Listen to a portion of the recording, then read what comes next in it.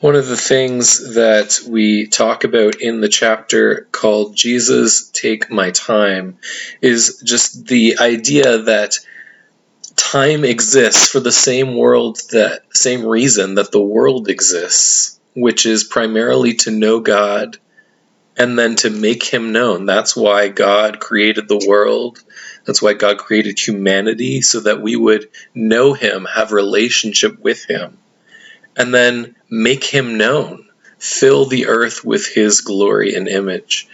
And so what does it actually look like to surrender all of our time? Well, one of the things that we also talk about in that chapter is how intentional we need to be in such a busy culture to prioritize the same things with our time that Jesus prioritizes. And if that is first and foremost knowing him and making him known, well then the first thing in our calendars needs to be spending time with him.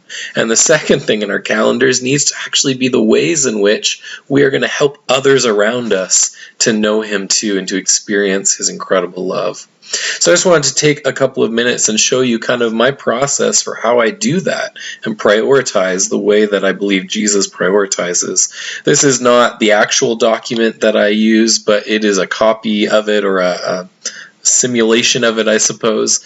And what I do with this is every week I come into this document, and you can do this with a notebook or whatever it is, and I kind of list out the different aspects or callings or responsibilities or roles that God has given me right now, or ones that he clearly calls me to in scripture that maybe I'm not considering. And every couple months I actually delete this entire document and start fresh again, and I ask myself some form of the question, God, why am I here? What is the purpose of my life? What is this all about? And I answer that question for myself. So this is just the one that I have currently. God, I love you. We are living in the in-between time between your first coming and your second coming. When that time comes, this is a reminder to myself, people will go to hell. A lot of people. We are here in the meantime to represent your kingdom now to those who are in and outside of it, so that they will enter into it and remain in it, so that they will experience fullness of life forever. That is why we are here. Again, this is for me. That is what our lives are to be about. We will be comfortable one day in a new heavens and a new earth. Now is not that time. And so the point of this is to remind myself, okay, as I go through my schedule, my priorities for this week, this month, this year, my goals, man, these are the things that need to actually dictate what I prioritize and what I step back from. And so, yeah, there's work for me that's church. I pastor at a church, and so there are elements and different things that I'm thinking through in my week in terms of what that involves and what the goals are, again, in accordance with Jesus's goals. There's the church planting and time we spend with our neighborhood and all of the different things that we do here. And so financial support and building a support team is a part of that. But so are things like Northeast Collaborate, the ways that we're networking and working together with other churches and ministries in this area. And so is how am I connecting with people around me in my life group or other believers in this area to disciple them and to be discipled and to build one another up and to share our life and mission together. Even this book is one of the categories that's been in here, and some other dreams that I have. And then there's things like our actual neighbors in our community and the time I spend volunteering at the YMCA and all of the different things that we do. And the point is that some of these categories are categories that are only in here because they're Jesus' priorities. Jesus cares about my neighbors. And if you are just flying by the seat of your pants, reacting to the urgent needs of your work and your family, then you are never going to think about prioritizing in your calendar, when am I going to spend time with my neighbors this week? That's just not going to even enter your mind because you have so many other things that are filling your time. Or when you don't, you're just trying to have as much fun or rest time or chill time as you can to recover from that.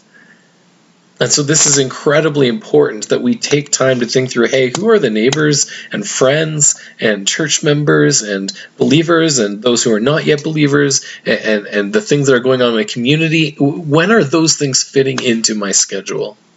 In addition to ministering to my family, and the other miscellaneous things that are going on and the ways that I'm being built into, we need to be intentional about praying with Jesus, with the Bible open next to us, about who are the people and what are the things that actually are his priorities. Again, it's knowing him and making him known.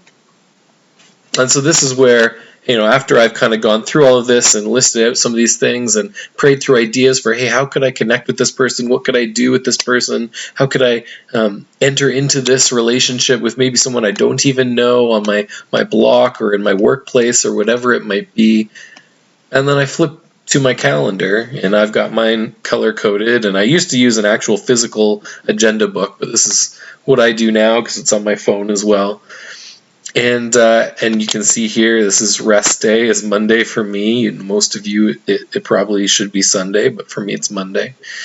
And then I've got it color-coded here with church, neighbors, all those same kinds of categories that I have in that other document. And some of these things are regular things. My life group is the same time every week. Soccer volunteering, if I'm able to do it, is the same time every week. Church is the same time on Sundays every week. But then there are other things, like hanging out with neighbors, inviting people over for dinner, spending time with Nadine's family, helping coach a soccer team for a kid on my street, even this that I'm doing right now, this video. This is actually quite an empty version of this compared to what it normally looks like, but it gives you hopefully an idea of what this can look like.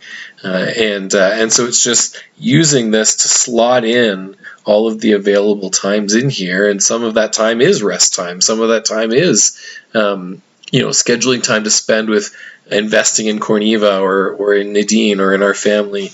But a lot of it is, how can I fill my time with things, including in my evenings, my coveted evenings, where these represent and reflect accurately Jesus's own priorities. And if we were to flip back, you would see, what this looks like in other weeks as well. So I just want to encourage you, if you don't want to be just reacting to the things that are going on in your life, then you need to have some kind of process. Whether it's exactly this is not so much the issue, but you need something.